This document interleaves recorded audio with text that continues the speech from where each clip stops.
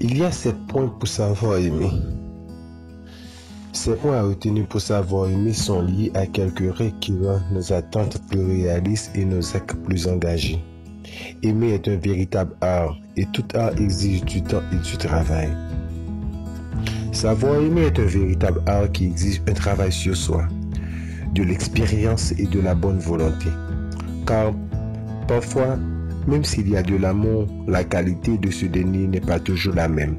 Certains sont des amoureux de l'amour, d'autres, eux, réussissent à transformer la vie de l'autre de manière positive et pour toujours. D'autres encore sont en une tourmente passagère ou durable. Il y en a aussi certains qui restent en couple uniquement par habitude. Un amour évolué et mature est sain au sens large du terme. Il enrichit significativement la vie des personnes impliquées et contribue au développement et à l'expansion de chacune. Savoir aimer, cela implique de reconnaître les limites d'une relation et d'avoir atteint un certain niveau d'équilibre individuel. Il est aussi nécessaire d'apprendre à renoncer à des désirs impossibles et autres fantasmes romantiques. Maintenant, je vais vous exposer ces 7 points qui vous permettent de savoir comment aimer. La première, la même expérience des regards différents. C'est la première chose que vous devez retenir. Pour savoir aimer, il consiste à comprendre que chaque personne est un univers unique. En amour, et plus particulièrement dans le cadre de l'amour de couple. Parfois, il y a une soif démesurée de construire une identification mutuelle extrêmement forte. Cependant, même si 2 personnes partagent la même expérience, chacune d'elles les voit et l'assimile de manière différente. Cette diversité rend visible le fait que tous les deux ne font pas qu'un, mais qu'elles ressentent des individus séparés. Et ce n'est pas une mauvaise chose, c'est même positif et normal. Deuxièmement, sache que les gens changent. La structure de notre personnalité est basique. Elle reste en essence depuis l'enfance jusqu'à la vieillesse. Malgré cela, nous sommes aussi des êtres qui changent constamment. Nous ne sommes pas statiques, nous sommes dynamiques. Le temps, les expériences ou encore les leçons que nous tirons nous font évoluer. Savoir aimer, c'est comprendre cela. Autrement dit, accepter que l'on devra apprendre plusieurs fois à aimer la même personne. C'est ce que le père fait avec son fils, qui avait été un enfant et qui ensuite devient un adolescent.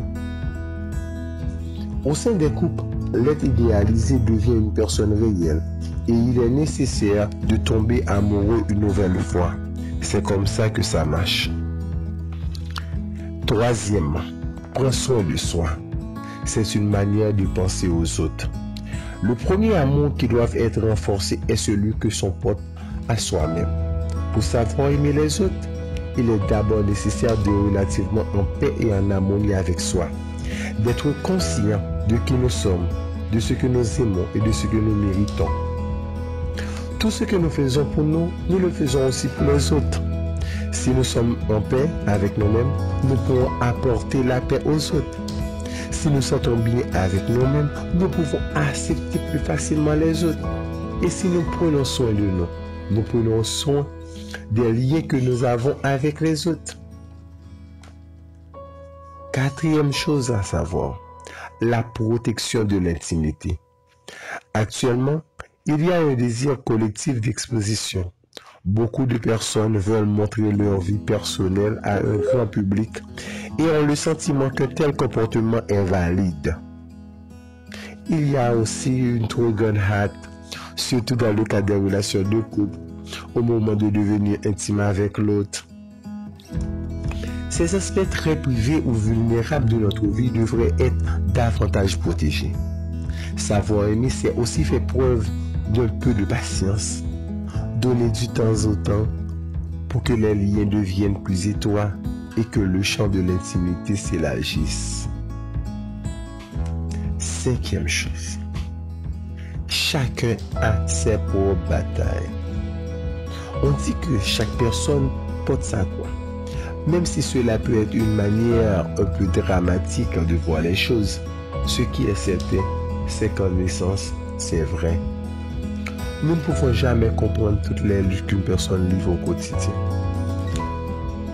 Ce que l'on peut en revanche bel et bien faire, c'est prendre cela en compte pour comprendre que chacun a des difficultés qui lui sont propres et que cela génère en lui des tensions et des conflits. Sixième chose, en matière de relations, il n'y a pas d'égalité totale. Les relations humaines ne sont pas très contrats commerciaux qui impliquent une équitable totale en toutes circonstances. Bien au contraire, la note prédominante est la symétrie, l'iniquité.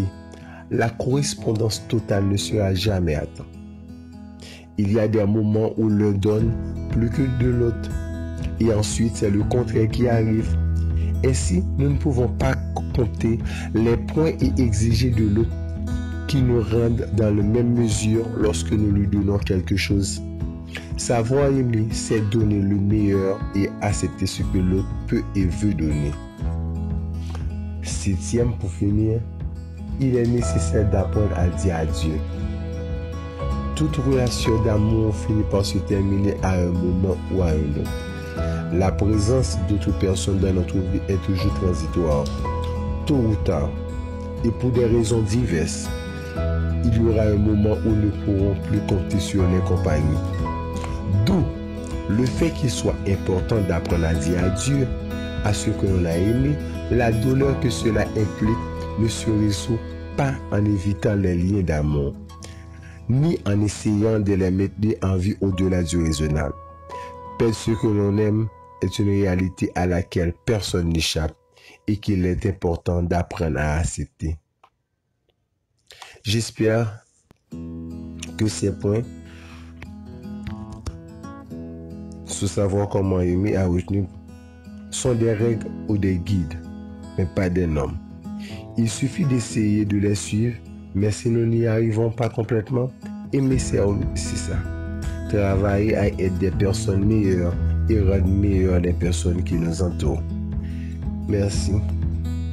N'oublie pas d'abonner avec ma chaîne